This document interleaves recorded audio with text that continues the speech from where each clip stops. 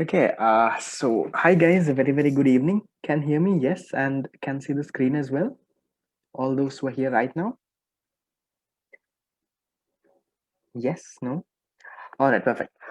So I'll give in maybe a few minutes in case there is, friends on the group, right? In case they're not there, can you all just give them a call, remind them, and have them here, right? So there is only 62. I think last class we had around 150 odd, if I'm not mistaken. Okay, do that. I'll wait for let's say 2-3 minutes and then we'll start. So, talking about what has been going through this week, okay, looking at your attendance and looking at all of this, small concerns, right? Have, I think I told this to the revision students, I actually have a lecture at this time right now, right? From the university. All of you all know that I'm studying as well. So, I have a lecture from 4 to 7. I There is no recording provided. There is nothing provided in lecture, right? I left that lecture and came because I have promised y'all that I would do a class like this on Wednesdays from 5 to 7, right? So I gave that up, right? So and also I'm just wondering with the amount of attendance that if attendance is falling, right, I might simply maybe scrap this off and stick only to the revision students, or stick it only to those who are actually coming, right? So all of this attendance is marked, but we don't really take serious action because there is no issue with me coming or with you all coming or with you all not coming, right? The one issue is that one, if it is below 100, I can use my own Zoom account. I'm getting this Zoom account from someone else and paying them because there is more than 100 participants. That is one problem. And the other issue with you all not coming is if you all don't care at the end of the day, because I also have a lecture at this time, I could have easily gone and been a part of my lecture that affects my overall grades and overall result as well. So small things of that, we'll see. I'll check next week also if let's say by any chance the attendance is not that good, right? Obviously there is around 200 in the group now, right? So at least let's say 150 does not show up, I would ideally switch the time of this class and I'll do it in the time, maybe whatever time that I'm comfortable with, right? So I don't think that I have to put in all this effort, missing my lecture and everything when there is only this much that turns up, right? So because I didn't want to switch the time before itself, because I know it's not that easy, right? We all of us know how hard it was to come up with a time from 5 to 7, right? We all had a There was a lot of agreeing going to. That is why I did not want to let you all know on that. But if students are not gonna come and if the attendance is gonna be poor, I might switch times. So I'm looking at the option. So we'll see how it goes next class, how it goes today, right? If students do not turn up, and let's say if there is only less than 100 that turns up, I will switch to my Zoom account as well. uh what was I going to say? Okay, so I was thinking if we could switch times now. How many of you all have an issue with, let's say, Wednesday 7 p.m. onwards? I remember there were few students who had some business studies class. Is that still going on, or is there an issue? What time does the business studies class finish? Saruk says, I know. 7 to 9, 9:30. What if we start late? What if we do a class later at night? Maybe starting from 9 going to 11. Is that too late? Morning, you'll have school, right? I'm hoping. I know there is a lot of people have school in the morning. Yes. So going from your responses, school, right? Okay.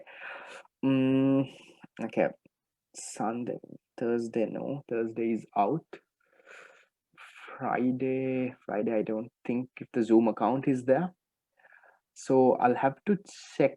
So what about Sunday nights? I think that is the day that we have extra classes as well.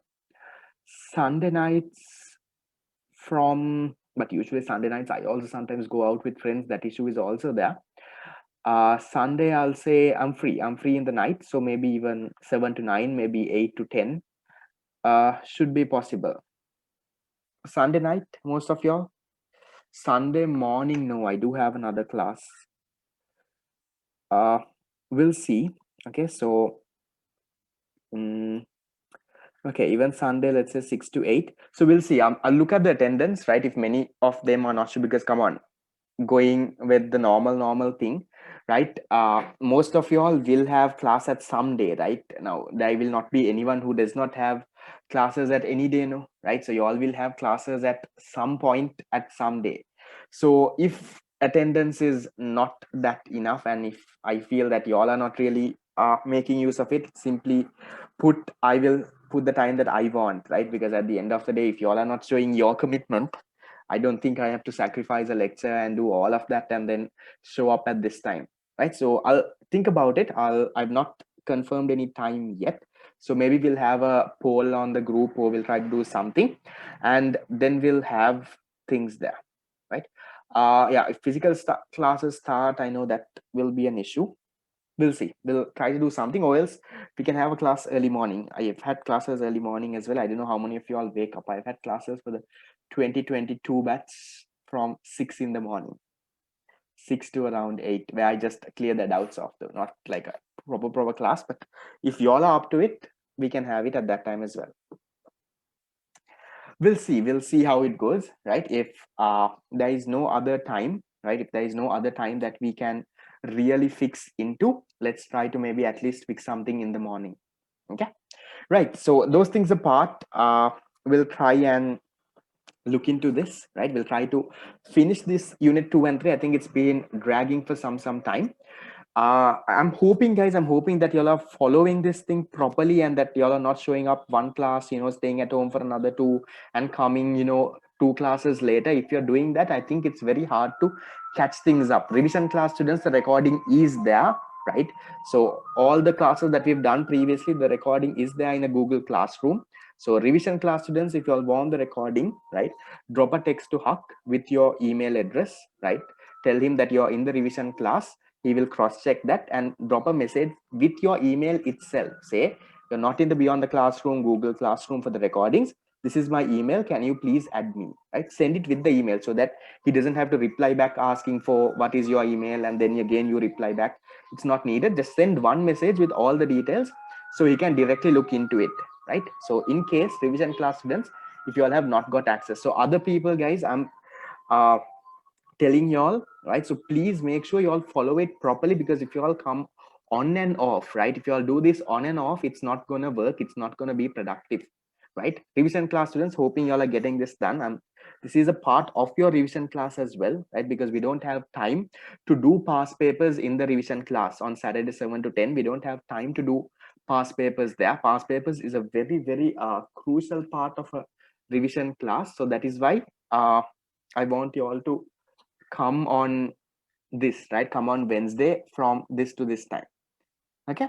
So before we start, any other questions, anything else that you all would want to clarify? Nothing?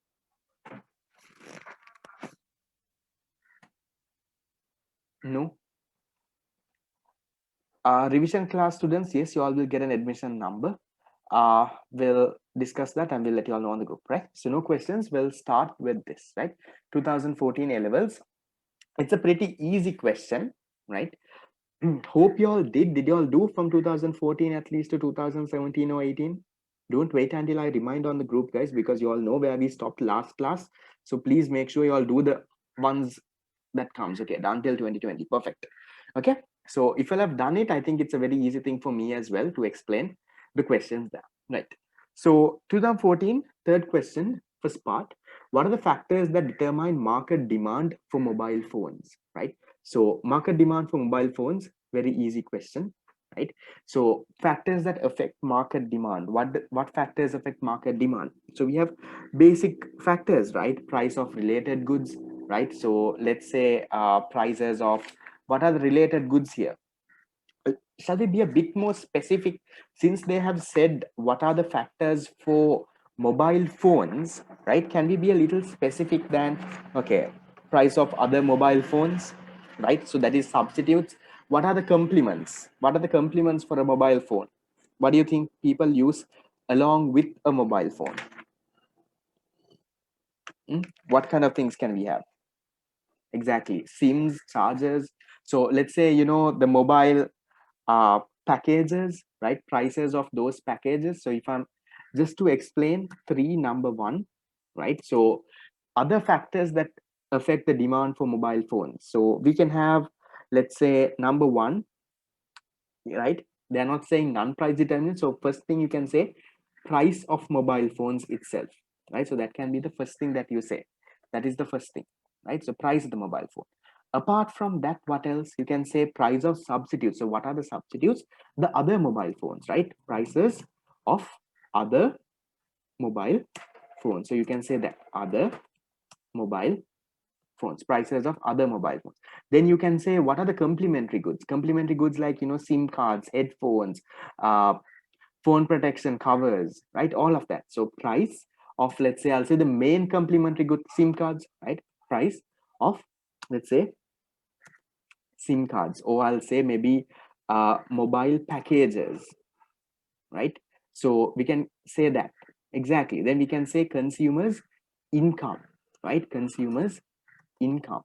Then we can also talk about the number of buyers.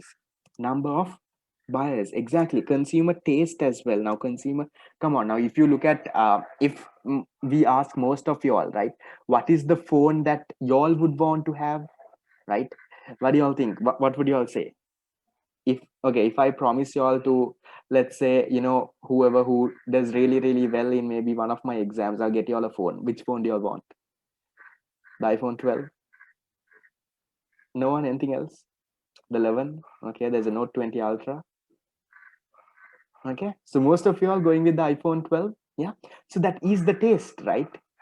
Mm. 1100 also some people. So you all are going with that, right? You all are going with the iPhone. So that is what consumer taste is here, right?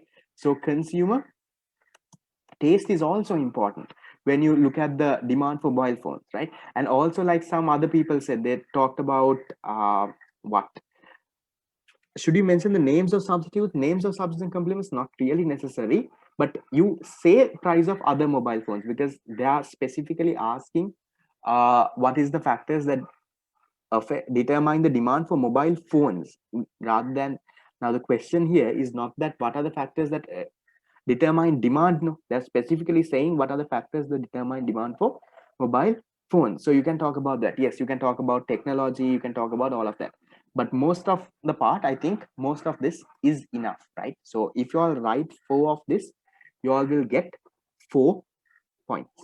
Okay, 4 marks, 4 points. Done. So then we have this question part two.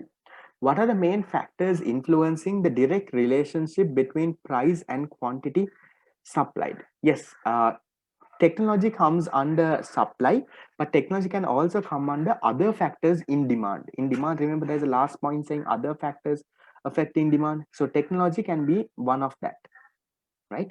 So what are the main factors influencing a direct relationship between price and quantity supplied? What are the two factors?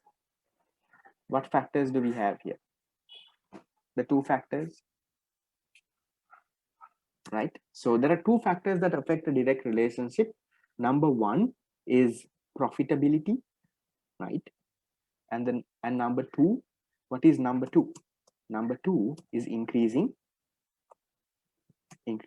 marginal cost or opportunity cost. So I'll explain the two to you all, right? Give me a second. Increasing opportunity cost. Okay, my keyboard is stuck. Give me a second. Okay, opportunity cost. So what is the background story behind this? Okay, can someone explain me what are they talking about in this question? What do they want here? What should we write?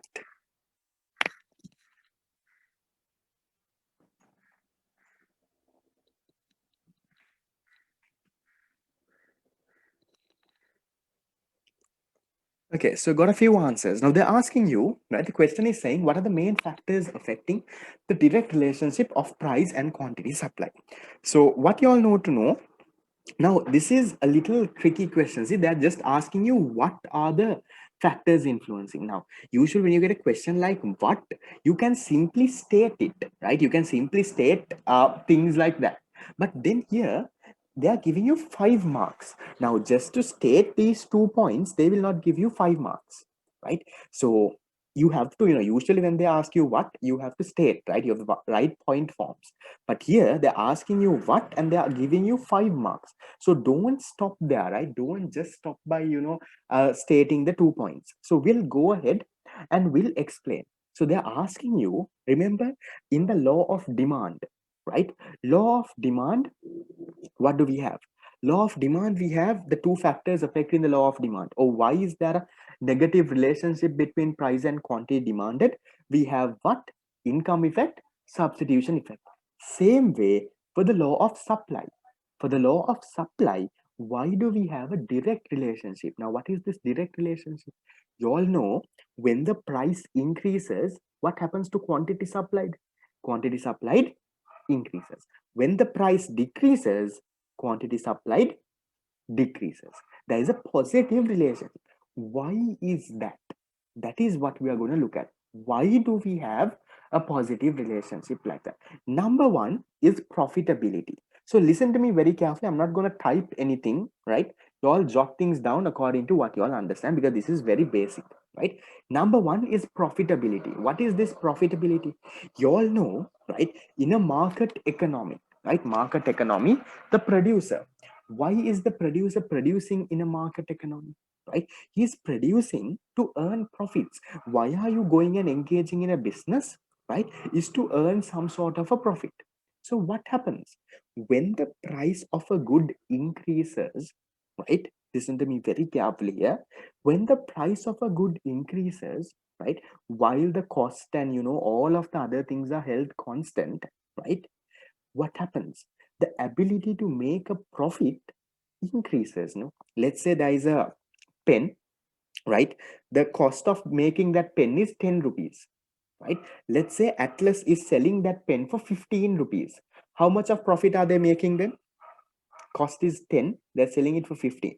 They're making a 5 rupee profit, right? So then let's look at the same story, right? Let's say now the cost is still 10, right? Other factors are not changing, technology is constant, everything is constant. Let's say the price went to 18 rupees now. Now how much of profit are they making? They're making a 8 rupee profit. So now if you look at this story, where is it good for them? When will they be happy? They will be happy when they are making a 8 rupee profit, right? So when the price increased, because the ability for that firm to make more profits will encourage them to increase their quantity supplied, right? Earlier they were only making a profit of 5 rupees, but now they're making a profit of 8. They're more motivated, they're more happier. So when the price increases, right, since you can make more profits, right? So I'm explaining this again, guys. Listen, when price increases, right, since the firm can make higher profits, since the firm can make more profits, they will increase their supply, right? Like the example of the pen I told. So is that clear? Does that make sense? Does that show you that there is a direct relationship? When price increase, quantity supplied also increases. Same way, if the price decreases, let's say the price of the pen which was 15 rupees now became, let's say, 12 rupees. Now, even according to my example, the cost was only 10 rupees. So the firm is making only a 2 rupee profit now. They're discouraged. They don't feel that good, right? So what do? They, in a situation like that, they decrease their quantity supply. So when price increases, quantity supplied increases. Why? One, because you can earn more profits. When price decreases, your quantity supply decreases because you're demotivated. Your profitability has fallen, right? So that is what you have to explain. Small note, guys, small note. I'm not gonna spend time typing. Go and check in whatever tute that you all studied. I know uh, for sure there is a note on that. This is just the explanation. Okay. Then the second one, the second point is increasing marginal cost or opportunity cost. Now, to understand this point, right, to understand this point, you have to know right, you have to know unit number 1, right? Unit number 1 is a little necessary. Remember, in unit number 1, right, even when we did questions, we talked about increasing opportunity cost. Do you all remember that part? No? Increasing opportunity cost. What was happening? So let's say we have a PPC like this, right? Let me try to draw. Okay, that diagram. Okay, so we have, let's say, a PPC, a increasing opportunity cost PPC, right? So remember, every time we had to, let's say, increase the output of one good, right? Every time we had to increase the output of one good, the amount of the other good that we had to forego kept on increasing. Okay, okay. Without giving a PPC, let me explain this using some numbers. So I think it would make it much easier for you all to understand, right? So let's say there is two goods, right? One, let's say, is, okay, mobile phones, right? One is mobile phones. Let's say the other good, let's say it's bread, right? Let's say these are the two goods that is there, right? Now this is the market. Now I'll just give you numbers here. Okay, let's say when the country is producing 0 mobile phones, let's say they can produce, let's say, 1,000 units of bread, right? So 0 mobile phones, 1,000 bread. Okay, this thing gets stuck. So annoying. Give me a second. Okay, 1,000. So let's say when they're going to increase mobile phones by, let's say, 2 units, right? So now when they're producing 2 mobile phones, let's say they can now produce 900 bread. Let's say they're increasing mobile phones by another 2, right? So 2 becomes 4. Okay, sorry guys, small connection issue. Can you all hear me now? Yes. Let me get back.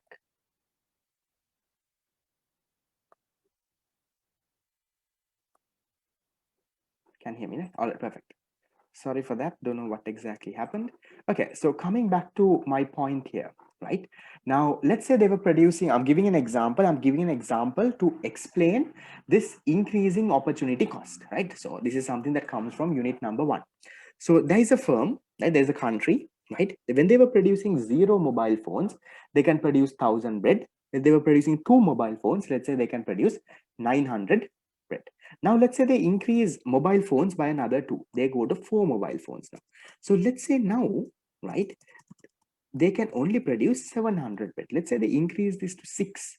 Let's say now it falls down to, let's say, 400, right? Let's say this increases. Let's say this increases to 8, right? Let's say this falls down to, let's say, 0. Now, if you look at this situation, right? If you look at this situation very, very carefully, what exactly happens here? Every time, right? Every time this firm is increasing the production of mobile phones by 2, right? Every time they're increasing it by 2, the amount of bread, right, that they have to forego keeps on increasing. No, first when they increase mobile phones by 2, they have to give up 100 units of bread. Again, when they want to increase mobile phones by another 2, now they have to give up 200 units of bread. Now, when they're going to increase mobile phones by another 2, now they have to give up 300 units of bread. In another 2, they now have to give up 400 units of bread. Can you see that every time that they are increasing production of mobile phones by 2, 2, and 2, the amount of bread that they are letting go, right? The amount of bread that they are letting go is keeping on increasing. Can you all see that part? Yes. Yeah. So if you now logically think of a, now how does this connect to the law of supply? Now listen to me very carefully here. Now this mobile phones and bread story you all know from unit number 1. How does this connect to unit number 2, and how does it become a part that influences supply? Now look at this. Every time you're increasing mobile phones, right, the amount of income that you let go from bread is decreasing. No, now see, let's say 1 unit of bread, let's say you can sell for, let's say, 50 rupees, right? So first, when you increase mobile phones from 0 to 2, you are letting go 100 units of bread. So 100 into 50, 5,000 income you have to let go. When you increase mobile phones by another 2 units from 2 to 4, you're letting go 200 units of bread. So if 1 unit of bread is 50 rupees, 200 into 50, now you are letting go a 10,000 income. So every time you increase, right, the amount of the other good that you have to forego, or the amount of income you're foregoing from the other good, keeps on increasing. So then what happens? A person, right, the supplier will only increase mobile phones. He will only increase the production of mobile phones if the price of mobile phones increase. If the price of mobile phones increase to cover that opportunity cost that is lost. So only if the price of mobile phones increase, right? Now, every time he's increasing mobile phones, you all understood that he has to let go some income, right? He has to, the amount of income he's earning from bread, he has to let go. So only if, right? Only if the price of mobile phones increase, he will then increase the supply of mobile. Because why? When he's increasing the supply of mobile phones, the amount of bread he has to let go, or he is losing some income. So he has to compensate for that income. Right? I am losing that income from bread, but I have to at least catch it up from mobile phones. How to catch it up from mobile phones? Only if the price increase. So only if the price increases, they will increase the supply. So that also again explains the law of supply, explains the direct relationship between price and quantity supplied there, right? So in case this is a little confusing, I'll share what I have given in, let's say, my notes, right? So we'll read that part. You all would understand, because I know a lot of students get this part confused, right? So give me a second till I open that. Unit number 2.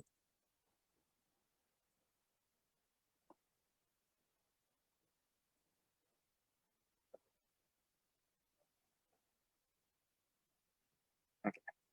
So this is my unit number 2 tute. Give me a second till I find that area.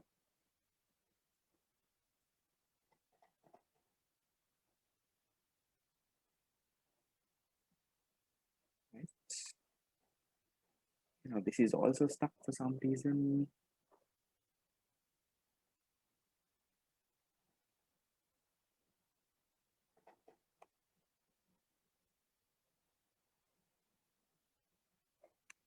Hold on.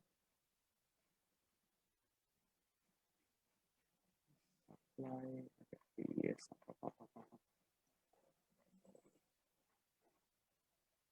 Okay.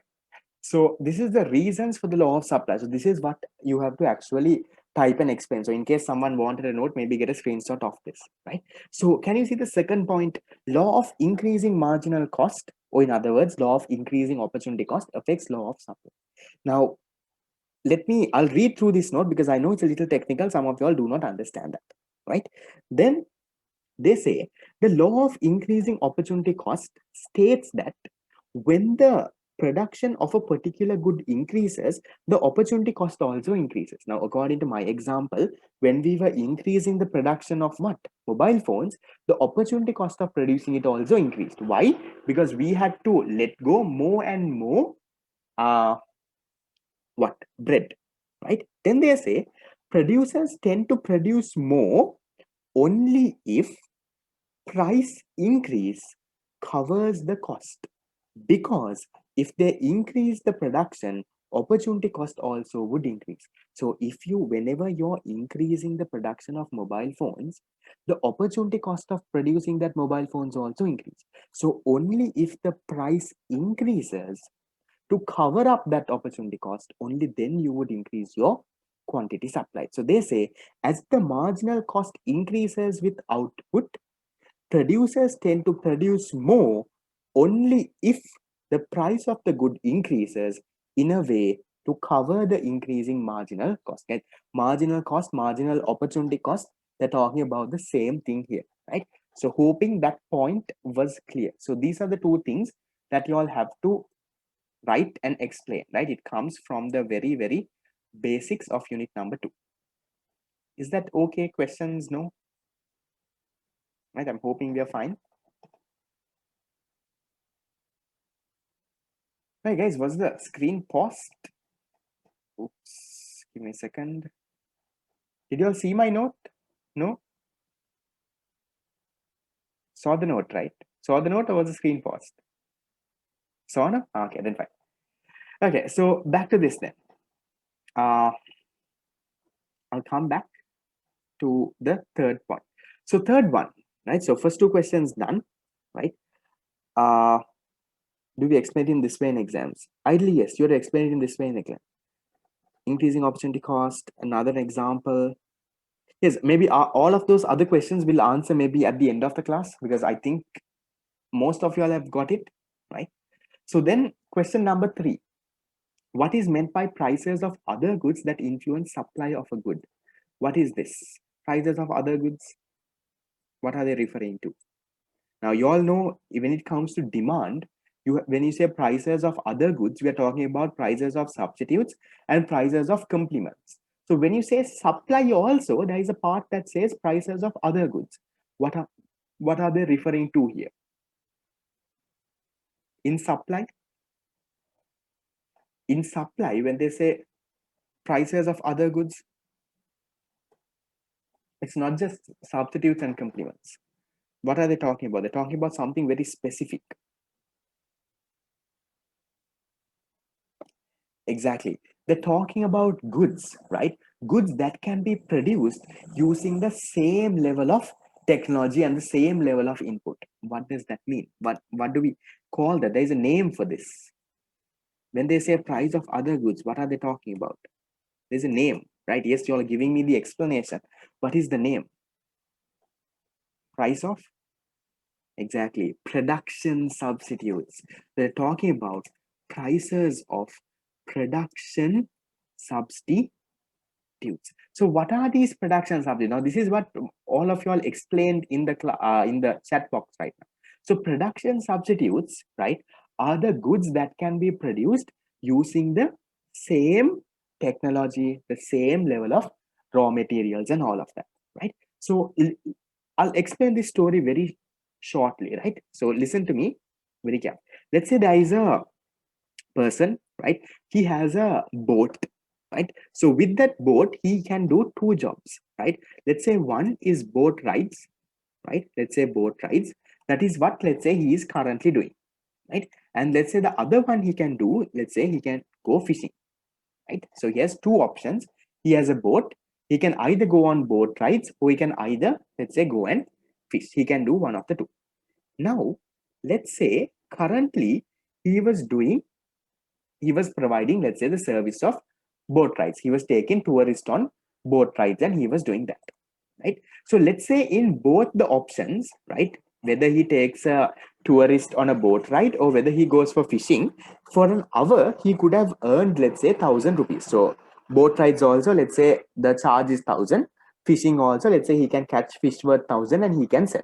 So both the options, for an hour he earned 1,000 rupees.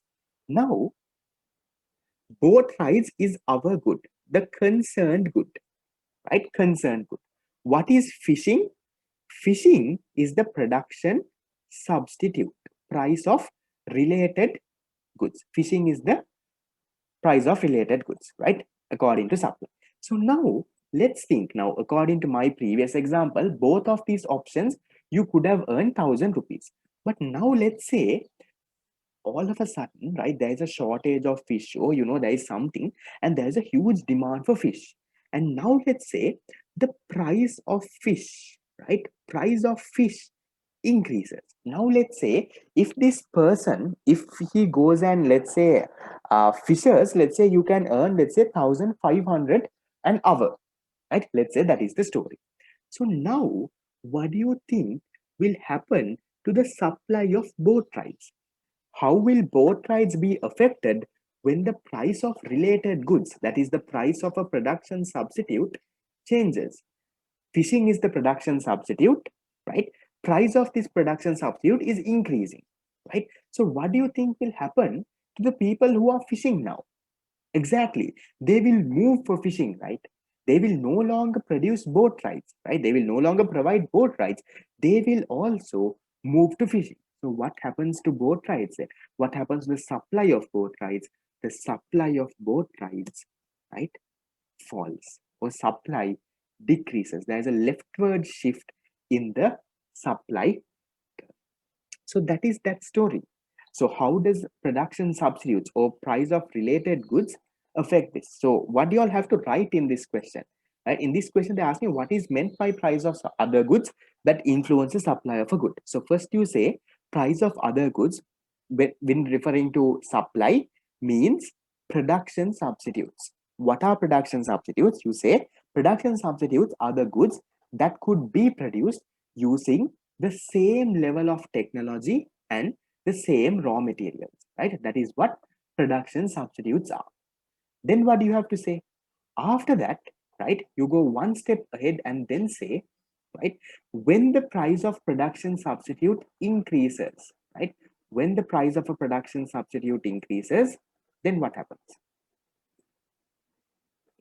When the price of a production substitute increases, the supply of the good falls. So can you see our good is both sides. When the price of production substitute, that is fishing, when it increased, the supply of both sides fell. Then same thing you can explain the other side. When the price of production substitute falls, so let's say price of fishing fell. Fishing, let's say for an hour you can only find, let's say, fish worth 500 rupees. You know what happens then? All those who are supplying fishing, now they also have a boat, no? They will now switch to both sides. So the supply of both sides will then increase. So if the price of production substitute decreased, the supply of both sides or supply of the concerned good would have increased. So if you can explain that story, you will get your marks. Is that part fine? Yes. Yeah, hoping it was. And then moving on to the last question. The last question was the interesting question in this. I think the first three parts were very basic questions that you could have easily got from your theory. This last question, right? The fourth question here, they're saying, for an equilibrium in a free market, the minimum quantity supplied should be less than the maximum quantity demand. Explain this statement using a diagram. So it's a very easy thing, right? I'll draw it in very basic terms, right? The fourth one, right? So if you look at a demand curve, right? So I'll draw it a little this way. Which point here is the maximum quantity demanded? The maximum quantity demanded is this quantity. This point that I just highlighted in yellow. Okay, if you all can't see the yellow, let me try green. Okay, what I'm highlighting in green here, this point here is called the maximum quantity demand. That is, when the price is zero, how many will people buy? That is the maximum people will buy. People won't buy more than that, right? So for an equilibrium in the free market, they say the minimum quantity supply should be less than the maximum quantity demand. So what is the minimum quantity supplied? The minimum quantity supplied is this. So let's say you have a curve like this. This part that I'm highlighting, let's say I'll use a different color. Let's say I'll highlight in pink, right? What I'm highlighting in pink here, that point there, that is what we call the minimum quantity supplied, right? So that is when the price is zero, what is the minimum that suppliers are willing to supply? So let's say I'll just put numbers. Let's say supply is willing to supply 100, minimum quantity supplied, right? And let's say consumers are willing to, let's say, buy 500 when the price is zero. Let's say this is the case. So now here, can you see the minimum quantity supplied is less than the maximum quantity demanded, right? Now read the question back. Question they're saying, for an equilibrium in the free market, and they're saying for an equilibrium in the free market, minimum quantity supply, that is this point that I've highlighted in pink, right? The 100, it should be less than the maximum quantity demand. What is the maximum quantity demand? That point I've highlighted in green, the 500. Explain this statement using a diagram. So only if it is like this, you will have an equilibrium. Can you see? So in this market, there is an equilibrium price, right? There's an equilibrium price, there's an equilibrium quantity. But let's say if the minimum quantity supplied was greater, let's say the supply curve is like this. Now, will you have any equilibrium? Let's say the minimum quantity supplied, right? Let's say in this question, let's say it's 600, right? Let's say this is the case. Now, and the maximum quantity demand is 500. So when the minimum quantity supplied is greater, so when your supply curve is like this, the new curve I draw, will you have equilibrium now? There is no equilibrium. So there will only be equilibrium if the minimum quantity supplied, right? The supply curve, right? This 100 is less than the 500. So obviously 100 is less than 500. So only if the minimum quantity supplied is less than the maximum quantity demanded, only then we will have equilibrium. So that is that story explained, right? So mainly there is nothing much that you all have to write in this. There is no huge explanation that you all can write.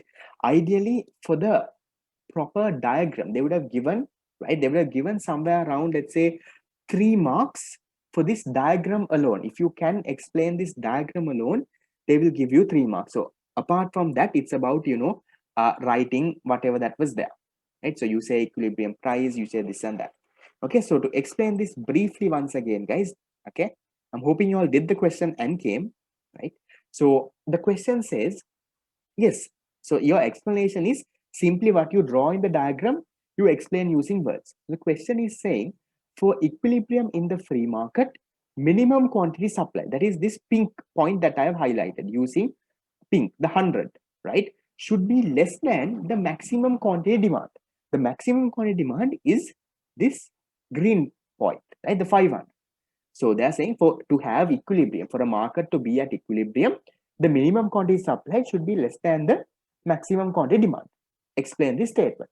So it is, right, you have to, the minimum quantity supplied has to be less than the maximum quantity demand. So here can you see, I have drawn this, right? The minimum quantity supplied, I made it 100, maximum quantity demand, I made it 500. So when the minimum quantity supplied is less, right, there is equilibrium. Now can you see from green, I have marked equilibrium there. But can you see that second supply curve I drew with the minimum quantity supplied 600? Now in that curve, there is no equilibrium. That curve and the demand curve, do they meet at each point? No, you can't meet at negative points. If you draw the curve like that, it doesn't meet at any point. There is no equilibrium. So if the minimum quantity supplied is greater, right? If it is like this curve, if it is like this curve, there will not be any sort of equilibrium. There will only be equilibrium if the minimum quantity supplied is less than the maximum quantity demanded. So that is that story that you have to draw and explain. There is no huge explanation that you can give, right? Main thing is your diagram. So obviously your diagram, you mark your diagram, right? So that don't highlight it in different colors. So this, maybe this green part, you put an arrow and say this is maximum quantity demanded. That pink part that I highlighted, you draw an arrow and say minimum quantity supplied, right? So then you can do that. We can assume values when there is no value in the question. Yes, you can. So let's say now, let's say in your question like this, you want to explain, right? Say maybe if you give values, it would make much more sense. So in your question, you can say, assume that there is like, it is like this, assume that the minimum quantity supplied is this much and the maximum demand is this much, and then you can explain, right? So in case they have not given values, you can give values. No, nothing wrong in that. Is that question okay? Yes, no, fine. I think it was an easy question. I don't think there was anything tricky in that. So even if you look at this question, right, the first part is very, very easy, right? So first part is like the easiest question you would ever get, right? So you would have easily scored 4 marks there. Why is this question out of 19? Is there another part for 1 mark? Not very sure. So there is 4 marks, 5 marks, 5 marks, 5 marks. Is my question, just check in your paper, how have they given marks here? Now all of this adds up to 19. Ideally it should add up to 20. Is the first part also, have they given 5 marks? So is there another 1 mark question somewhere? It's 5. Okay, so the first one is also 5 then. I think my past paper book has a wrong part. So then you have to write 5 points, right? That is one of the easiest 5 points you could have ever got, right? Second part, again, factors affecting supply. That's another very easy part, right? Another 5 marks you have easily got. Prices of other goods that influence supply, again, very easy. I think the only tricky question or the only new type of question is the fourth part here, right? So maybe the fourth part, even let's say you've done something, even let's say you get 2 or 3 marks, you still get around 18 marks. How many did you all get? The people who did, can you all just roughly mark your thing based on what I said and what you all have written? Be fair, don't give too many marks. Also, but see from around 20, how much you all get? Okay, there is 12, there is 18, there is 17, there is 15.5, there is, okay. So if you all can score, right, if you all can score somewhere more than 15, I think it's a very good question. Okay, second part, yes, they have stated the thing, but I am thinking you have to go a bit extra, because anyway the question word says what are the main factors. When they say what, you can simply state that is there, but here, but since they are giving 5 marks, don't take the risk, right? Just to state profitability and increasing marginal cost, it is very rare they will give you 5 marks, right? So since you have some time, right, my suggestion is go and explain, because it's the 5 mark thing. But if it, let's say it was a 2 mark question, the second question there, what are the main factors influencing, and it was a 2 mark question, then if you simply write profitability and increasing marginal cost, you will get your 2 marks. But since it's 5, to be on the safe side, I'm not very sure how they mark. Maybe, you know, for the 2 points they would have given 5 rupees, 5 not rupees, 5 marks. But to be on the safer side, I'm saying go and explain, right? Because it's a 5 mark, don't take the risk, right? Even when you all are writing, don't take that risk, right? Okay, that's an easy question. And then we have this, I think I did this in my revision class or with the 2022 students, I'm not very sure. It's a very, very easy question, right? Shall we do this quickly? I'm not wasting a lot of time in this, right? Can we now equilibrium price quantity, guys? I'm not going to waste time finding. Can you all give me answers, all those who found answers? Yes, right? I'm hoping you all did this. Yes, so equilibrium price and quantity, how do we find? It's a very easy thing, right? You equate quantity demand with quantity supplied. This equals this, you can find, right? So I'm going with the answers that y'all are giving me. I'm not going to waste time finding. So equilibrium price, most of y'all are telling me that the equilibrium price is how much, guys? 5, okay? If it's wrong, let me know. I'm going with the answers y'all are giving. Equilibrium price is 5, and y'all are telling me that the equilibrium quantity is 20. Sorry, equilibrium quantity is 125, right? So going with the answers y'all are giving. So it's a very easy thing, right? I'm hoping at your level by now, this is the thing that y'all are very confident with. Guys, if anyone is still struggling with this area, right, I'm telling y'all, please start studying now. It's high time, because this is the basic of basics, right? I'm not pointing fingers at anyone, but you all know, right? You all know where you all stand. If you're still struggling with this calculation, that means there is a small issue with your basics, right? So please go and look into that. Then they're asking the value of consumer surplus at equilibrium. Now, what I would like is, I would always like to draw a diagram, right? So I would draw a diagram, and then I would like to find these parts, right? So you have this, okay? My diagram is a little bad, but okay. So you have a demand curve, you have a supply curve as well. Okay, so you have supply curve, right? And you have the QS is minus 75. Is this equation different? Is my past paper book wrong? 2015, what is the quantity supplied equation, guys? Is it 75 plus 10p or minus 75 plus 10p? What is there in your past paper book? Is it plus 75 or a minus 75? Plus, right? So then my past paper book is right now. Okay. So then that is that. Then which part is consumer surplus, guys? Consumer surplus is this part, right? So if you look at the diagram, right? So this part here, this top part, right? If I draw the equilibrium price, so equilibrium price is 5 rupees, equilibrium quantity is 125, right? So this part over here, right? This part that I'm highlighting over here is the consumer surplus. So it's a very easy thing to find, right? So to find the area of this triangle, remember number one, right? I'm telling this over and over again.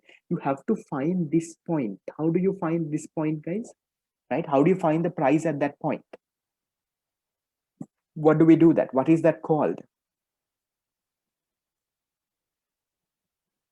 That's called the maximum demand price. So we have to find, yes, when the demand is zero, can you see this is a quantity demand curve? No?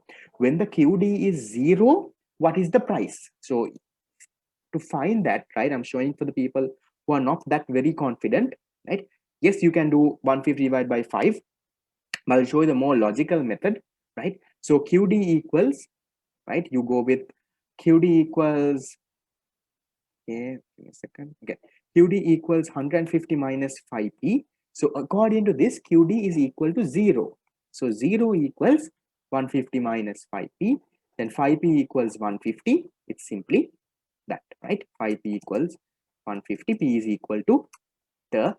So once you all are very, very confident, you all can, simply divide 150 by 5 and do the shortcut, but that's not needed. I'll show you all the long way. So what is the price over here? The price over here is 30. So now can you all calculate consumer surplus? It's a very easy thing, no? How do you calculate consumer surplus, right? Equation is not a must if you draw the diagram like this. I always suggest the student to draw a diagram like this. Draw a diagram and mark it like this, right? Now price and quantity you found, right? 5 and 125. This 30 you found. So now you simply can do the calculation, right? So what is the calculation? The calculation CS is equal to half into what is the height? Height is 30 minus 5. That is the height, that is 25. Right? So say 30 minus 5 rather than saying 25.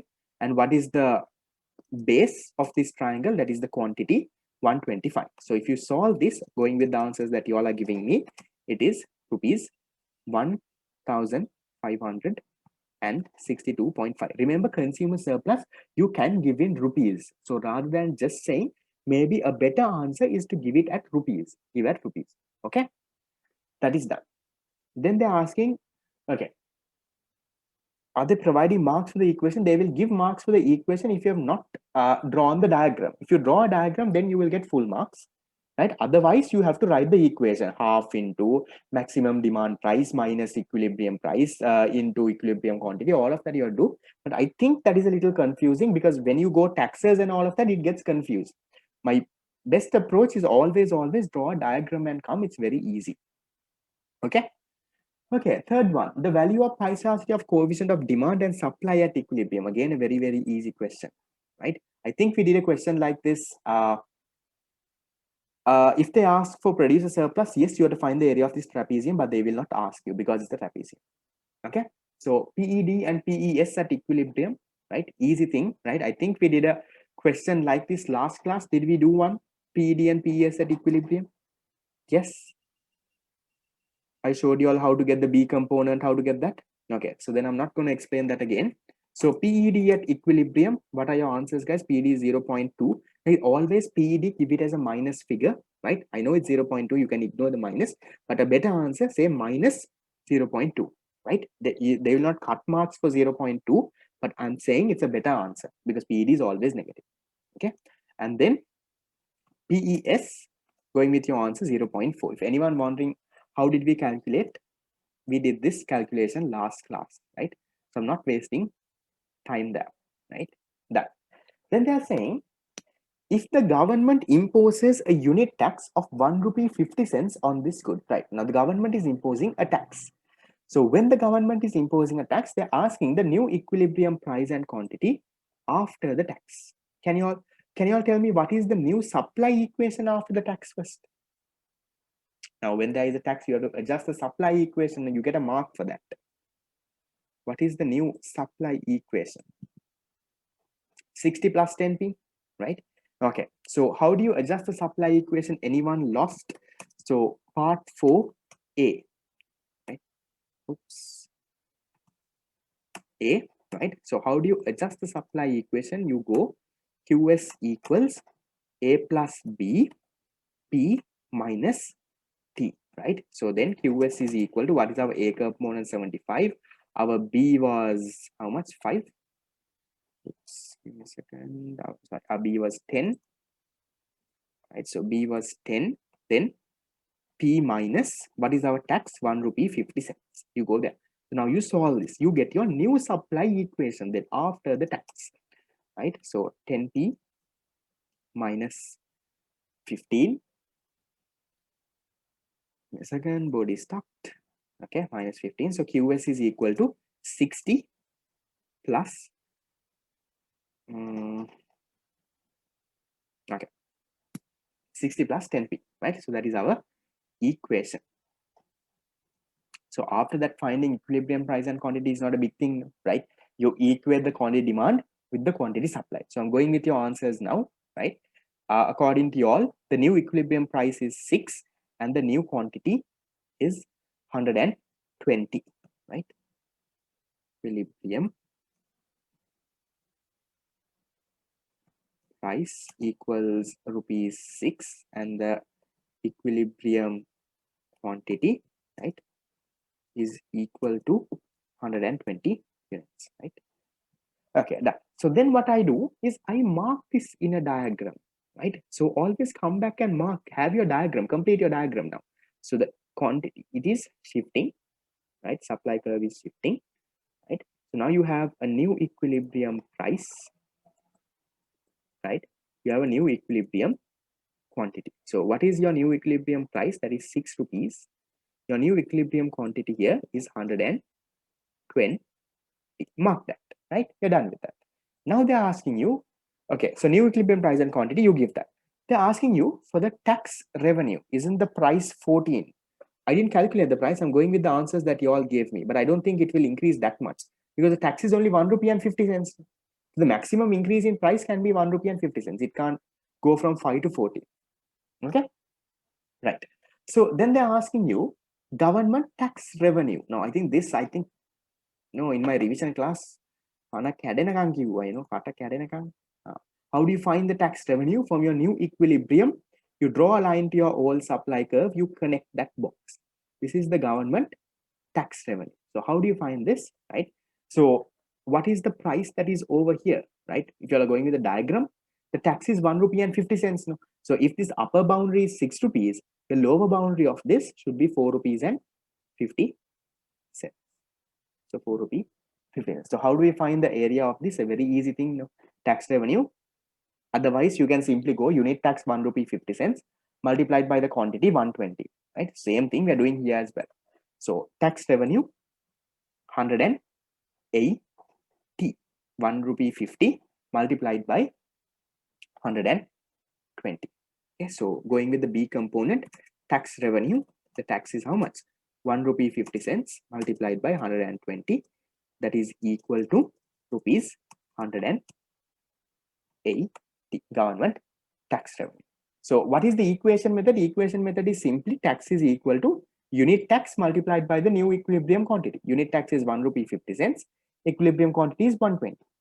So if you're writing an equation, if you're not drawn the diagram, okay. Okay, the influence of tax on consumer surplus. Now that's a good question. What do we do here? Tell me, what do we find?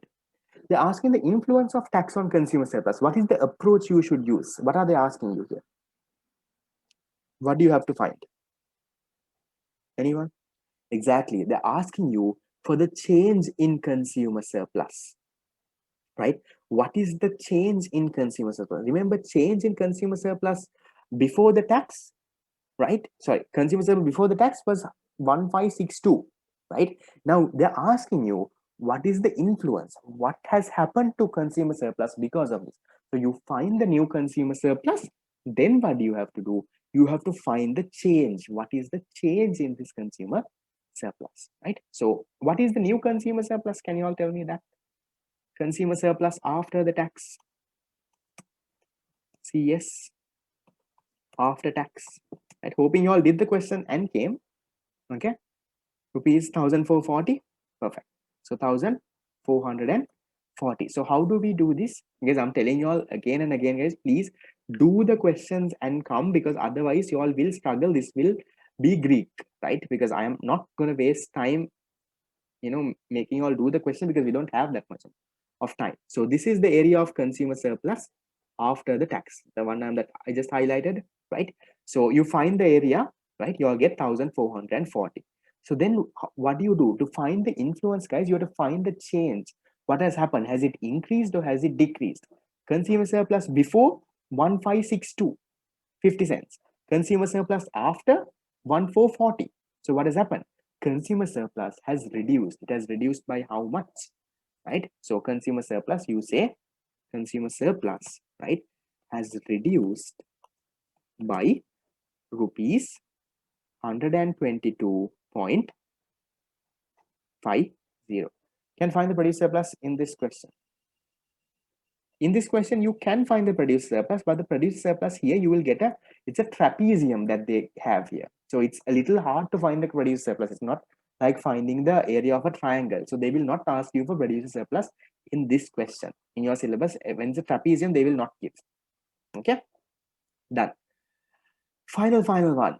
What is the value of deadweight loss to the society? Easy question, right? I know why they give you 3 marks for that. What is the deadweight loss? This triangle here is the deadweight loss. So what is the area of this triangle? 50 multiplied by 5 into half. Height is 1 rupee 50 cents. Base is 5 multiplied by half because it's a triangle. Right? So you get 3.75.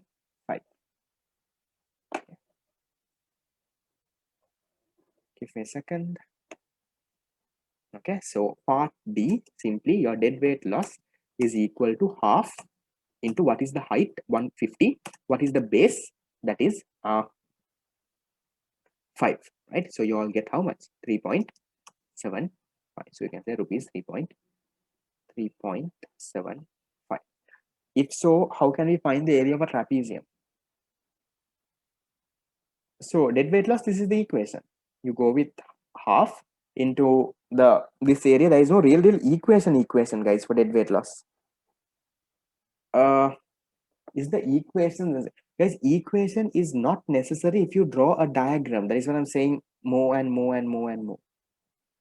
Deduct initial community surplus from the community surplus after tax. Will it be deadweight loss? Good question. So you take the total economic surplus before the tax. You take the economic surplus after the tax. Remember to take economic surplus after the tax. There is a small change that needs to be done. I corrected this in the 2022 class. You will also correct it in the future.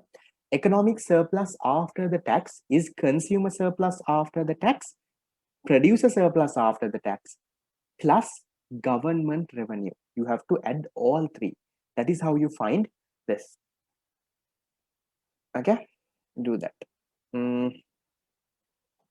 Unit tax into difference in sales quantity divided by 2. Yeah, that is fine. How can we find the produced surplus in this question? Because it's trapezium. Okay, so you have to find the area of a trapezium. I'm hoping you all know your basic math. So they will not ask for produced surplus in this question, but if they ask you, okay, so as homework, find how to find the area of trapezium. So area of trapezium is you have to get the heights divided by 2 into, that thing. So that's basic maths there, right? So area of trapezium will be half, right? If you're finding producer surplus, let's say before, so it will be half into that is the two sides, the addition, that is 125 and 120, divide by 2. So half into this, that is 120 plus 125, that is 245 into the height. What is the height? Height here will be 5. But they will not question you guys, right? Don't worry, they will not question you on a trapezium. If you simply want, I don't know if this is correct, I'll just looked at the diagram and got it, but if you can really look into it and you can figure it out, you really want to, right? So comes from, I don't know, grade 6 math. Okay, check that out, but usually they will not give you if it's like a diagram like this. Okay, is that part okay? Guys, make sure this is a very basic question, right? This is a question that tests your basic. Remember, in your exam you will never get a 20-mark question for tax like this. It will be a, right, the paper will be one of the easiest paper if they give you a question like this, right? Okay, did y'all get 20 out of 20 here, or what happened? Were your answers okay? Yes, those who did, hoping y'all did. 20 out of 20, how much y'all get? Got? Okay, 18, 20, 17. Yes, please do and come, right? Do and come and then mark when I'm, giving the explanation, right? So it makes things very much easier. And so most of you all have done pretty much well. Economic surplus after tax, we must Is it a must to add government revenue? Yes, you have to add government revenue, economic surplus after tax. Because I'll make this small clarification. Okay, hoping the revision class students are also there, right? This part. Okay, I don't know how many of y'all came to my 2022 theory class. Were y'all there last week? Anyone? 2022 theory? Yes, no? Thursday? Yeah, I think I made that correction. I'll make that correction with you all as well, right? So there's a small change in how we look at things, right? When there is a tax, right? And when there is a subsidy, right? So please note this down somewhere. It's not coming with this question, right? When you have a tax, right? How do you find economic surplus before economic surplus, right? You know, economic surplus is the total surplus of the society, right? So economic surplus before tax, what do you simply do? You add the consumer surplus, right? Consumer surplus before the tax, and you add the producer surplus. Done. But remember here, economic surplus after tax, right? So economic surplus after tax, remember, it's consumer surplus after the tax, right? Okay, give me a second. Okay, so it's consumer surplus. Okay, this board gets stuck. Okay, consumer surplus after the tax plus the producer surplus after the tax, and you also have to add the government revenue. Remember that, right? So this has been a small change that has happened in the last few years, right? I saw a question, I think, in the 2019 paper, and they have made this they have not yet done, tax part. But then again, the subsidy, right? So when there is a subsidy, right? Okay, subsidy. So economic surplus before is anyway easy, guys, right? Economic surplus before is the same thing, right? So before subsidy is simply consumer surplus, government revenue minus change in economic surplus. Change in economic surplus, I'm not very sure which approach. I'll get back to that. Consumer surplus plus the producer surplus, right? You get this. Then the economic surplus after the subsidy, right? Remember, when you're taking economic surplus after, right? Economic surplus. What do you think we should do here? When we find the economic surplus after the subsidy. After subsidy, exactly, you have to subtract the government expenditure, right? So it's consumer surplus after, right? Plus, I'm hoping your teachers also made this change, because when I was taught, this change was not there in 2017. Now the change was made. I'm hoping your teachers did make this change, right? So government minus the government expenses, right? So remember, do that part. Because why? This now, when you look at the economy, guys, the government is also a part of the economy. So here, when there is a tax, the government is earning some revenue, so that becomes a part of economic surplus, right? In the second part, when there is a subsidy, the government is spending. So the society, there is a part of a society that is spending, so you have to minus that part, right? When we do that question, I can't remember which question, we'll do that past paper question. I think it's the 2019 question, 2019 old syllabus. Sorry, there is a question, right, on a subsidy that ask you to 2020. I don't think it's 2020, 2019 the Koedo, right? Just check on that. You all will be able to do. Okay. Okay, there's MCQ also. Okay, there is a second part. There's a big second part question to do. We'll do that. Okay, so take maybe 2 minutes off, and we'll start the next paper. Yeah, I'll give you all a 2-minute break. Have some water, do whatever you want.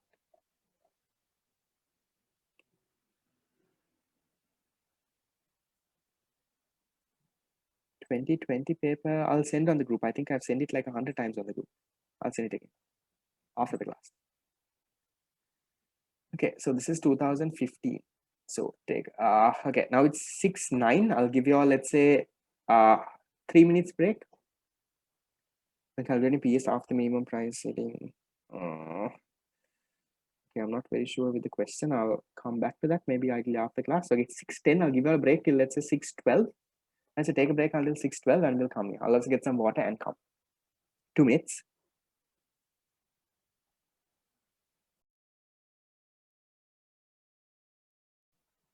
Okay, back. Yes, no. Break for prayer, guys. I'm not giving a break for prayer. You can pray after the class, I'm hoping. Yes.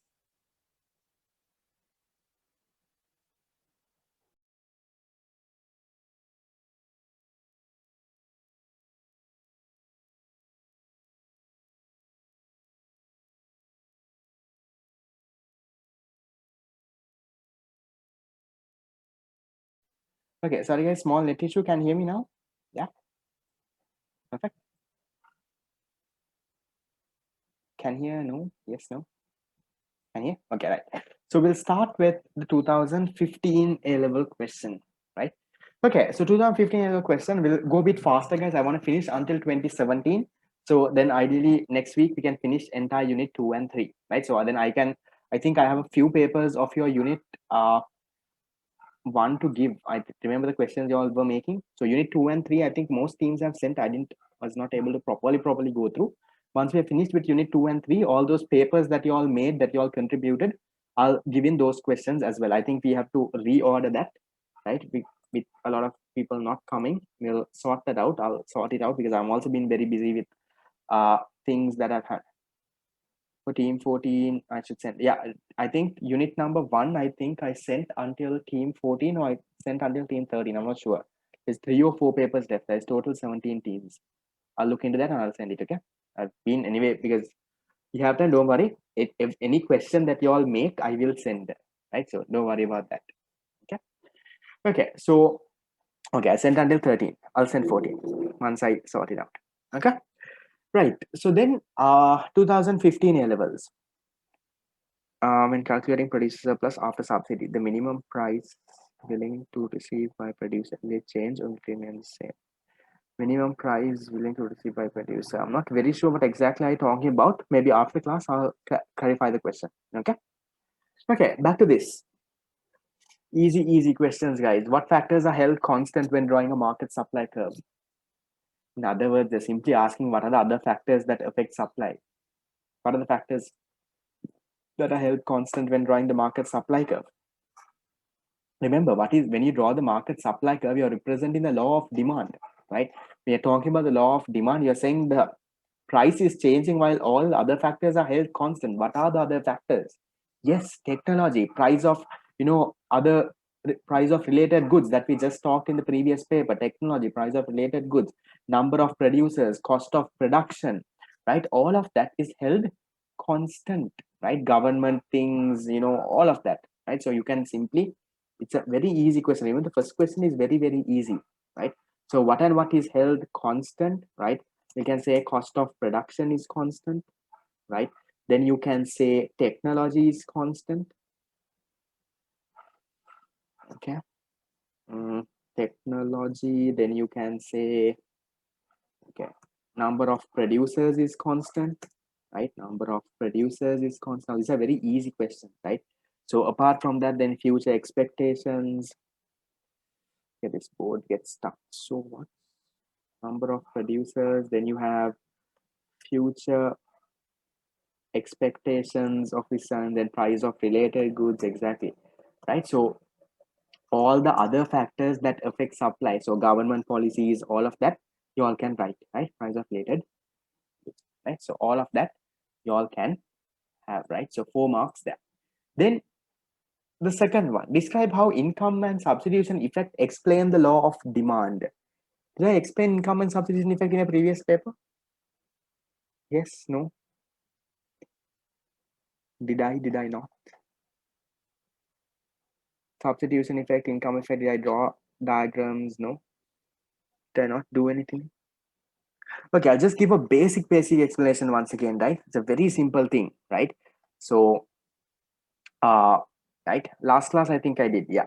Okay, so I'll give a basic explanation in case you'll have missed last class. Now, see, can you see the previous paper, they asked you for the reasons for the law of supply. Here they're asking you for the reasons for law of demand, the next paper, right? So what is the income effect? What is the substitution effect? So what is the substitution effect? The substitution effect is where, right, when the price of a good changes, the relative price changes. What does that mean?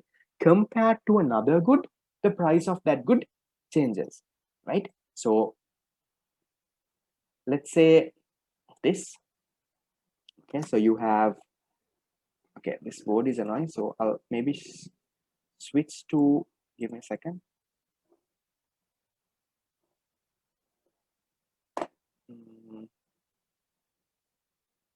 Okay, hopefully can see the this thing, right? Okay, so what exactly do we have here, right? Substitution effect income. I'll explain very simply. I'll not take a lot of time. I think I did explain this in the previous class also. Okay, give me a second. Okay, substitution effect. Yes, you all can see the whiteboard, right? Or is something else on top of it? No, right? Can? Okay. So you have the substitution effect. So what is happening in the substitution effect? I'll say you have the price of a good, right? So let's say the price of, let's say we'll talk about anchor, right? So price of the concerned good, right? So let's say that is anchor, right? Let's say a kilo of anchor was 350, right? And then you also had, let's say, price of substitute, right? So let's say substitute is roti, that is also 350, right? So that is also 350. So then we'll say the quantity demanded, right? Quantity demanded for concerned good, that is our anchor, right? So concerned good, let's say there were 1,000 people buying it, right? So remember, in the substitution effect, the price of substitute is constant, it does not change, right? Now let's say when the price of the concerned good, that is anchor, when it increases, let's say it goes to 400, what happens here? When the price of concerned good increases, what happens? The good becomes relatively expensive, right? It becomes relatively expensive. So compared to, the substitutes, it's now more expensive. So therefore, what happens when the price of a good increases? The good becomes relatively expensive compared to its substitutes. So therefore, people switch to the cheaper substitute. People will now switch and go and buy Rakti milk powder. So the quantity demand for your anchor will now fall, let's say for 800, right? So then let's say when the price of your good decreases, let's say it becomes 300 rupees, right? Now what happens? Now your good becomes relatively more cheaper, right? So your good becomes relatively more cheaper.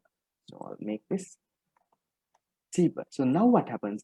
People who are consuming whatever, who are consuming the substitute now switches to your good. So the demand for your good now increases. Let's say it goes to 1,200. Remember, I'm talking about the substitution effect. When I'm talking about the substitution effect, I never change the price of substitute. Did I change this? No. Remember, substitution effect, we are talking about the law of demand. When the price of the concerned good changes, how does the demand change? See, the price of the concerned good increases, then the good becomes relatively more expensive. So people switch to the other product, therefore your demand falls. When the price of the good decreases, your good became relatively more cheaper. So people who were consuming the substitute started consuming your one, your demand increase. Did the price of substitute change? No, right? So remember, substitution effect is where when the price of your good changes, the relative price changes. It either becomes relatively more expensive or relatively more cheaper, right?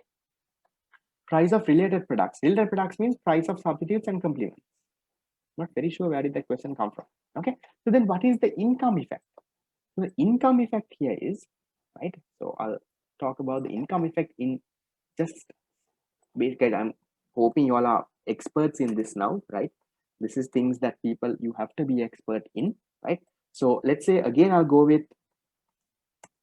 yes, price of substitute is constant. Remember, substitution effect, price of substitute does not change. We are explaining law of demand, right? Price of the concerned good, right?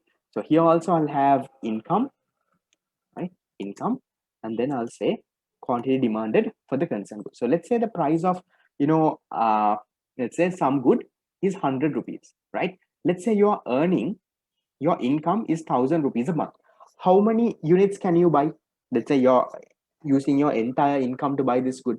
How many units can you buy? The good is 100, you're earning 1000 rupees. You can buy 10 units, right? So let's say the price of this good increases to 200, right? Price of the good increases, your income is not changing, right? Remember, income effect does not mean your income is changing. So now how much can you buy? Now you can only buy 5. So what happened here? When the price increase, what has to be your explanation? When the price of a good, right, increases, consumers real income. Guys, remember, this income that I have said, this 1000 rupees I am saying is not real income. That is nominal income. That's the salary you are getting. But when the price increases, consumers real income. What is another word for real income? Anyone? Real income, another word? No one? Exactly. Purchasing power. Can you see? Earlier, with the 1000 rupees, he could have bought 10. Now, with this exact 1000 rupees, he can only buy 5.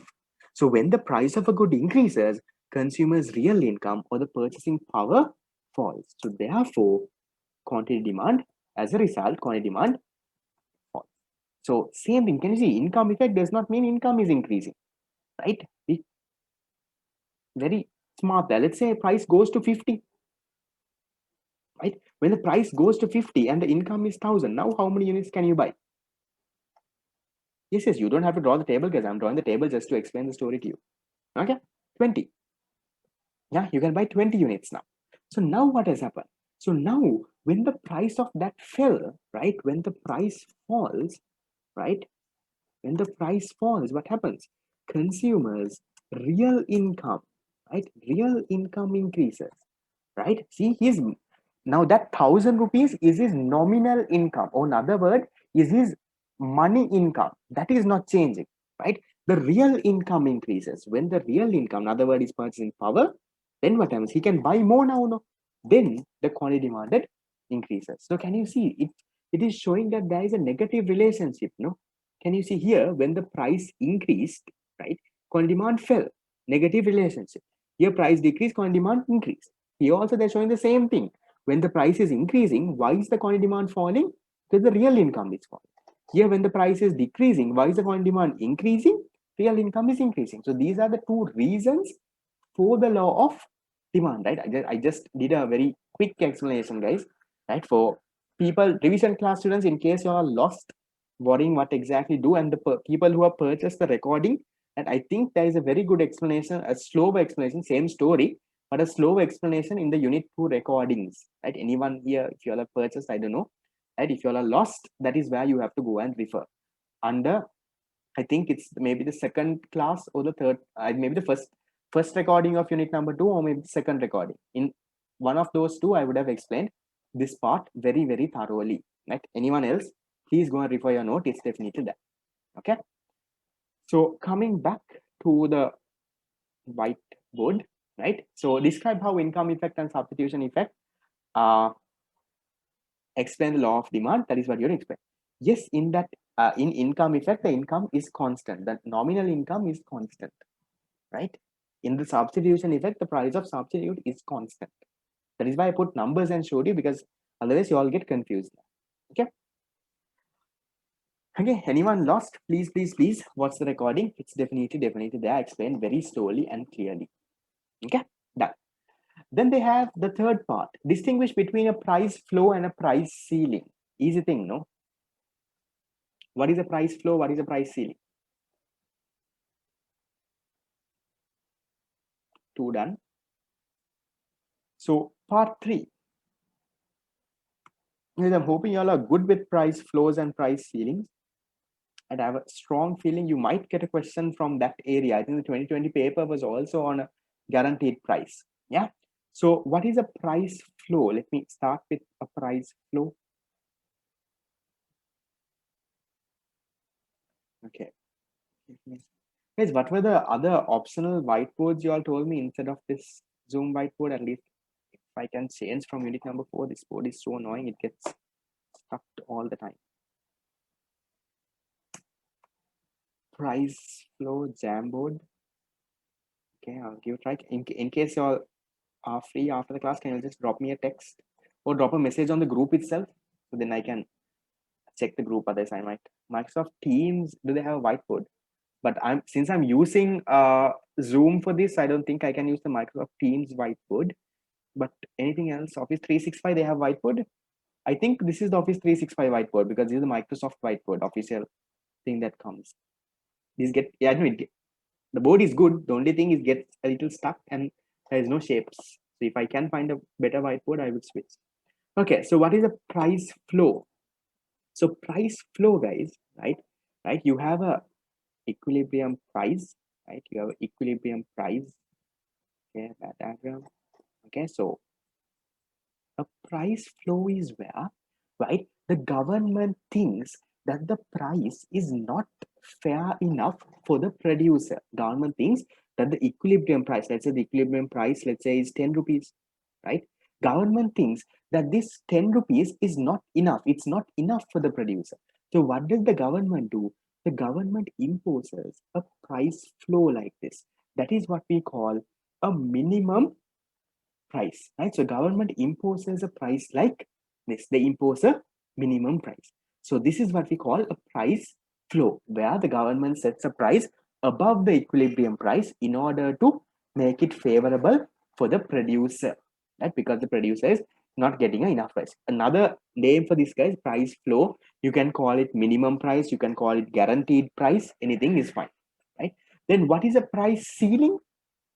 So example, you can say, price flow set on, let's say recently there was a price flow on, no, there was a price ceiling on coconut. So price flows, usually they give you for paddy, they give for things like that, right? So what is a price ceiling then? A price ceiling, another word is a maximum price, right? Make sure you all are properly thorough with the consumer surplus, producer surplus, right? In this, I'm hoping you all do have a note, right? Most of you all are part of my revision class. Revision class students, okay, those who joined newly all might not have the recording. Those who were there before, recording is there. No, should you explain this using a diagram? I think it's better if you can draw a diagram. I don't think it's a must, but it's better, right? So what is the price ceiling? Price ceiling is where you have a price below the equilibrium price. So this is the equilibrium price. Government sets a price below equilibrium price. Why does the government set this? The government sets this because government thinks, right, the equilibrium price is too less. Sorry, is too much. The government thinks that the equilibrium price is too much for the producer. Example, let's say for something like now this recently there was a maximum price, I think, on coconuts, if I'm not mistaken, and there was a big issue on this and all of that. So coconuts, there was a thing, people are selling it, very high prices recently, right? So if you are a person who is selling coconuts, good for you, right? But then the government came and did this. Government came and they set a maximum price. They said, maximum you can sell a coconut for, let's say, 90 rupees. So government did that. On cigarettes, is there a maximum price? I'm not very sure. I've not gone through the cigarette industry. Maximum price, I know there is, it might be a little regular, but not really a maximum price, right? So why does the government set a maximum price? In order to, safeguard the consumer. When the government thinks the equilibrium price in the market is too much for the thing. How to distinguish between price ceiling and price flow? So ideally, one, you can draw the diagrams, and then also you all can write these things. So price flow, what is the factor? Price ceiling, what is the factor? So what is, even when you give the explanation about price flow and price ceiling, already automatically it gets distinguished because it's completely two opposite things. Price flow, you say it is to help the producer. It is this, guys. Don't draw a table when they say to distinguish. It is not an appropriate method. Remember, when they say differentiate, then you can draw a diagram. But in table, in your A levels, they will not give you differentiate questions. They will ask you distinguish. When they say distinguish, you have to give your answer in a paragraph format or points, longer points, right? So don't give it in a table format, say price flow, price ceiling, this, that. Don't do that. That is not the approach to use to a distinguished question. If they have said differentiate, then yes, but differentiate questions will not come in your paper. I have not seen differentiate questions so far. Okay.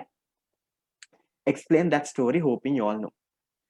Okay, this story is a nice story. I think I explained this when we did some MCQs also. Number 4. Who pays most of the burden of a specific unit tax on producers when supply is inelastic? Remember what was my shortcut that I told you all? I told you all something. Hire the something, hire the something.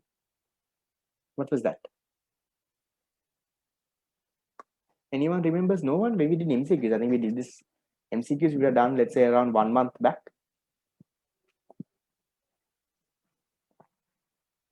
Exactly. I said hire the inelasticity, hire the tax burden. Right?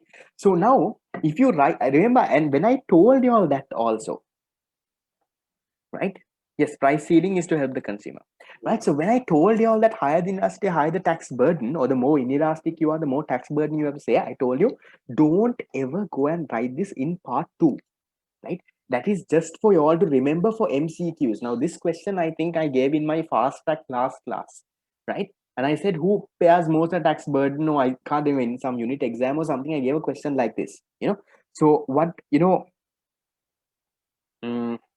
what students said is they said, yeah, higher the tax burden, higher the, higher the inelasticity, higher the tax burden. Therefore, supply bears most of the tax. That should not be your explanation. Ideally, what you can do is that you have to draw the diagram, right? So I'll draw. Now they say who pays most of the burden of a unit tax on producers when supply is inelastic. So I'll switch to my whiteboard and I'll show you the diagram because it's easier to draw in my Zoom whiteboard.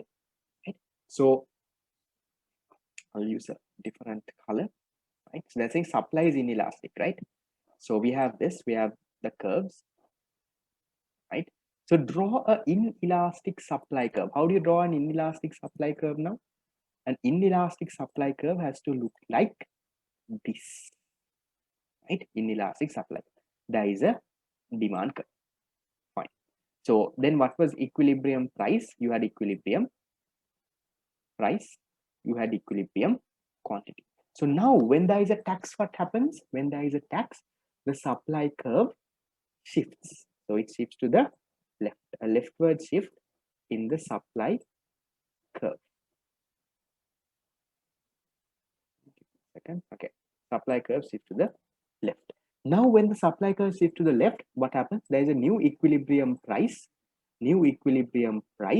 and there is a new equilibrium quantity, new equilibrium price, new equilibrium quantity. How do you find the government tax revenue? What do you do? What do you do to find the government tax revenue? From the new equilibrium price, you draw a line down to your old supply curve, you draw that box. So now you all know that this up box, this is the consumer tax burden, right? This part, this green box is the producer tax burden. Which one of this is bigger? The red one or the green one? I think I drew all these diagrams recently in my 2022 class. Which one's bigger? Exactly. The green one's bigger, right? So the producer tax burden is much higher than the consumer tax burden. Now for this diagram alone, you will get 2 marks for drawing the diagram. Well, guys, when you draw the diagram, please label, okay? So this is S, say this is S plus the tax, right? This S plus tax, say this is demand, say this red box, say consumer tax burden, green box, say producer tax burden, right? Please draw that and explain, right? For this diagram alone, you'll get 2 marks. And then you can say, due to the fact that the producer is more inelastic, right? He would end up bearing a higher proportion of the taxes, right? If you do that, it's fine. There'll be instances where there is a tax imposed on inelastic supply curve shifting back and be a unit elastic supply curve. You don't have to go to that level. So good question, where this inelastic, goes on to this level and becomes a unitary elastic. You don't have to go to that level, but when they say inelastic, make sure you draw inelastic one itself. Should you include numbers in the diagram? No, not needed. I don't think you would include numbers in the diagram, but if you can shade the areas and show that this area is bigger than the other area, then you will get your marks, right? That has to be your approach there. Okay, so this, should we talk about the goods? No, not really. You don't have to talk about the goods. So they say who bears most of the tax burden when there is a tax on producers when supply is inelastic? Your first answer is that the producer bears more tax, right? And then you explain, you draw a diagram, and then you see, according to the diagram, when supply is inelastic, supply curve shifts, and it can be seen. You draw, you write a small explanation, you label the diagram and do that. So even I think in behind your past paper book, there is the answer. Right? So draw the proper diagram, draw the diagram correctly. It's a very easy question to get your 4 marks. Is that okay? Yes. Yes, these were things we discussed during MCQs. That is why I'm going faster. Yeah, shape. Okay. Then we have this. The following equations describe market demand and supply, QDQS. Calculate equilibrium price and quantity and show this equilibrium accurately on a graph. Guys, please practice your drawings on graphs, right? How to draw a scale, take a graph paper and do it. I'm not going to do the question, right? I'm hoping you all are experts on this by now, right? So equilibrium price, I'll give you all the answers if you all want to, since some of you all are giving me the answers, right? I'm not going to do the question, right? Waste of time. I think it's a very basic question. So what is the equilibrium price and quantity? So I'm going with the equilibrium price. You all are saying is rupees 13, right? People who have not done, please go and do, right? People who are struggling to do, please make sure you start studying, right? Because these are basics. Equilibrium quantity 48 units, done. Okay, then part B, consumer surplus and producer surplus. How much is consumer surplus, producer surplus? Consumer surplus, again, very different answers. Can someone give me a proper answer? So the graph, guys, you're drawing a graph paper. I don't have a graph paper to draw and show you. Simply the normal same thing that you're drawing, you're drawing a different thing.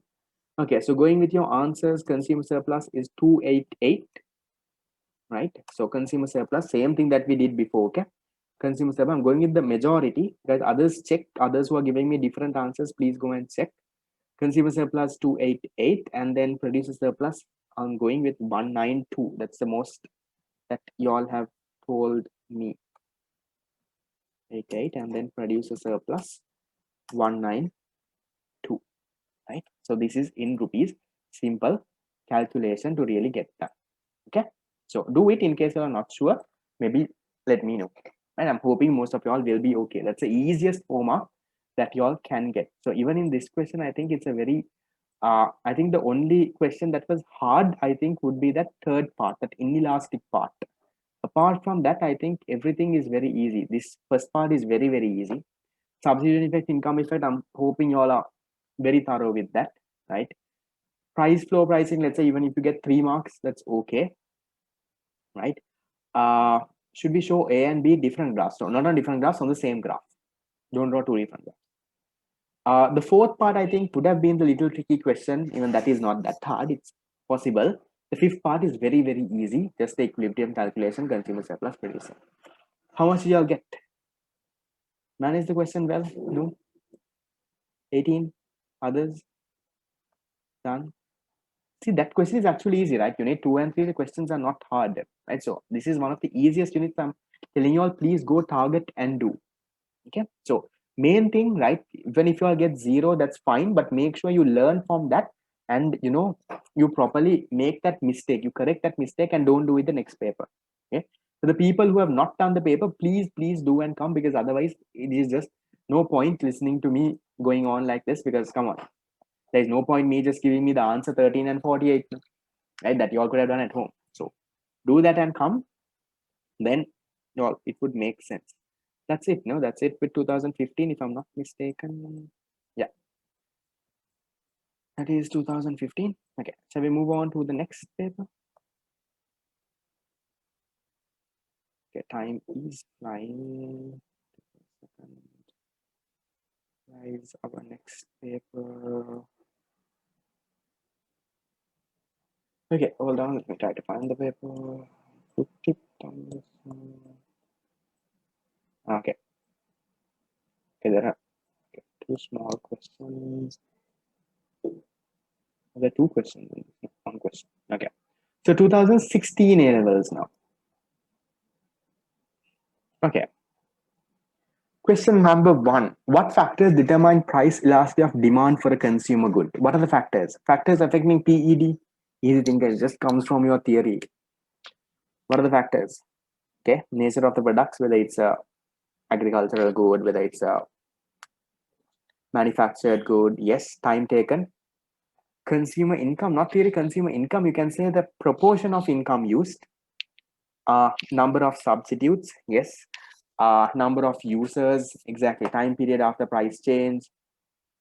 Exactly. That is how you can go.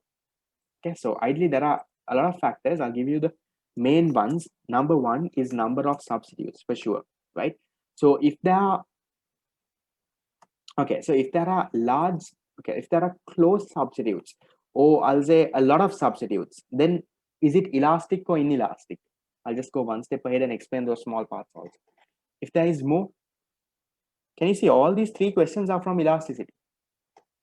So this paper, they have gone more into elasticity for some reason.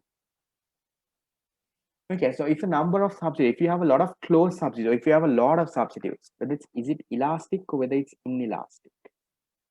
Exactly. If you have a lot of closed substitutes, elastic. Why?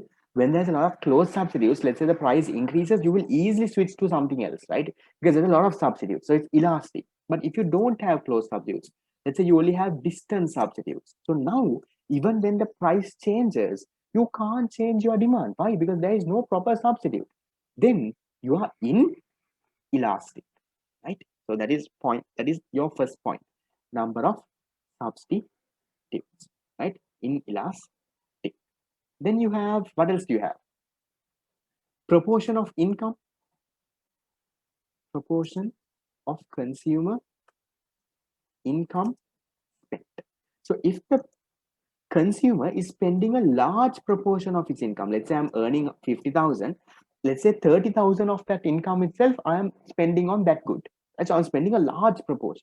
So when the price of that good changes, I will feel that change, you know, because a huge proportion of my income itself I'm spending on that. So when the price changes, I feel that change. I will then switch to something else. So if the large proportion, it is elastic. If it's a very small proportion, for example, let's think something like a matchbox. I'm earning 50,000, matchbox is just 5 rupees. Even if the matchbox goes to from 5 rupees, even if it goes to 10 rupees, I don't care, right? I will still buy the same amount of matchbox. I'm not changing my demand then. Then I am inelastic, right? So that is that. Elastic in okay. Okay, so apart from this, what else do we have? Okay, time taken. Yes, so time taken to, no, you don't have to explain each point, guys. I'm just giving you an explanation. Time taken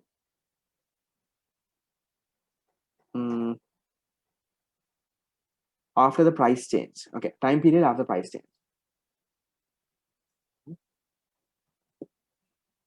Price change. So if the price changes immediately, right? So in the short run, if price changes now, will you change your demand now itself in the short run? Let's say price of a good changes today. Will you change your demand today itself? No, right? You will still continue to buy that good, no? So in the short run, you are inelastic. You don't change your demand.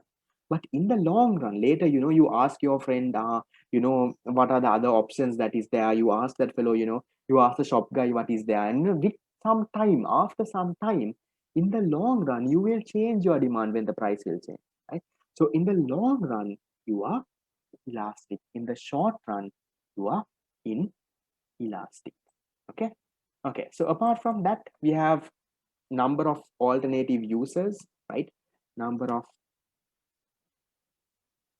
alternative users, realistic examples.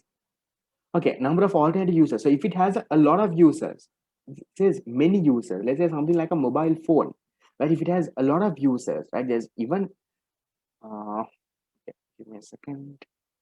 When it has a lot of users, will you change their demand then?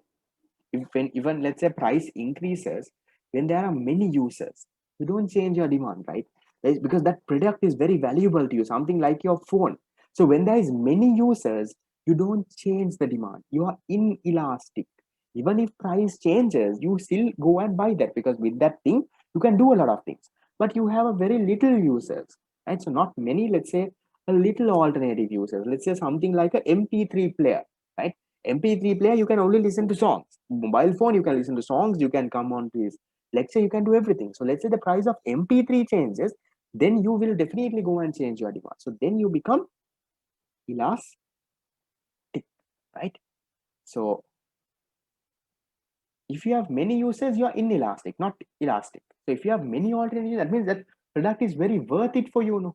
Right? You can do a lot of things with that. So even when it changes, you don't. Okay, the last point I can give, nature of the good, right? So nature of the good. So let's say, something like whether if it's a essential good, what do you think happens? Right? So if it's an essential good, right? If the good is an essential good, even when price changes, will you change your demand? No, right? You have to buy that. No, let's say Panadol, let's say rice, right? You don't change. So then it is inelastic. Let's say it is a luxury good.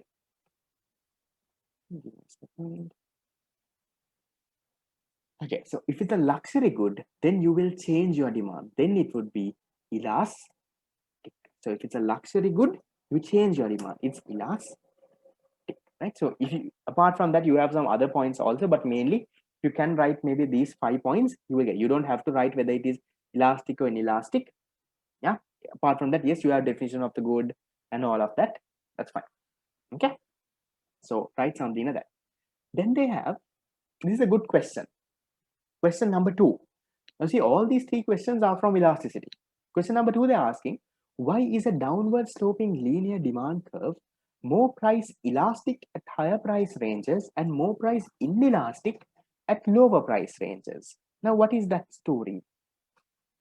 It's a very good question. Okay, so I'll maybe switch to my whiteboard so I can draw a proper diagram there. Okay. So if you look at this, right? So I'm hoping you all did the question and came, right? So then listen to my story. They're asking you, now you all know, right? When there is a demand curve, right? Remember that the PED changes along the demand curve. You all know that story? Yes, right? So the PED at this point, right? How much is the PED at this point? At that point there. What is PED? And that topmost point, price as a demand, it's infinity, guys, not zero. It is infinity, right? I don't have the infinity sign. So what is PED at this bottommost point? PED is equal to 0 here. Right in the middle, it's unitary elastic. It's equal to 1, right? So between here, between this distance, PED is equal to, PED is greater than 1. It is elastic, right? It is elastic. In this distance here, it is inelastic. Now they're asking you why PED here is less than 1. So here you know it is inelastic. So look at the question, and I'll go back to the question. So question is asking you, why is the downward sloping demand curve more price elastic at higher price ranges and more price inelastic at lower price ranges? So if you look at it, right, at the higher price, when the price is high, you all know the axis is, this is the price axis. When the price axis, when the price is high, it's more elastic.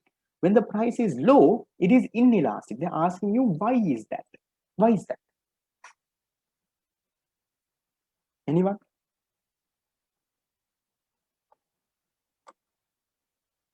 What's the explanation there? Why is the PED changing along the curve?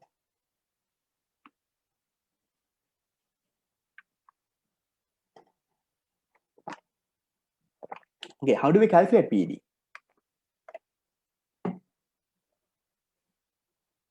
Okay, I'm getting a few answers. So PED, listen to me very carefully. PED is equal to, yes, what is the symbol to get the change sign? Anyone? The triangle? I remember someone told me shift something something. Anyone remembers? No? to get that delta sign? No one? Okay, I'll go with change. Okay. Change in quantity demanded over change in price, right? Multiplied by the price over the quantity demand. This is the equation for PED. Now, in this story, remember that this part, what is this part? What is another name for this part? What is this part? Another name for this? This is the B component, or in other words, it is the slope of the demand curve, right? So the B component, or in other words, the slope. Now, tell me, in the demand curve, does the slope change? Do we have a different slope? Does the slope change? What is the slope? Guys, slope, you all know slope, right? This is a linear demand curve, right? So in a linear demand curve, the slope is constant. So for example, let's say I draw a demand curve. Give me a second.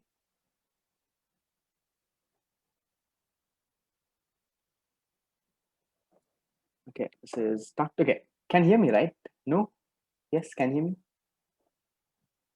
Okay, even my chat box is stuck. Give me a second.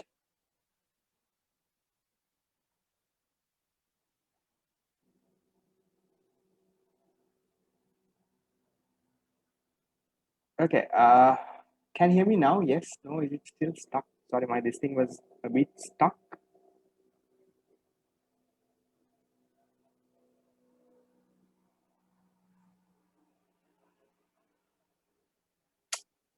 Yeah, oh, man.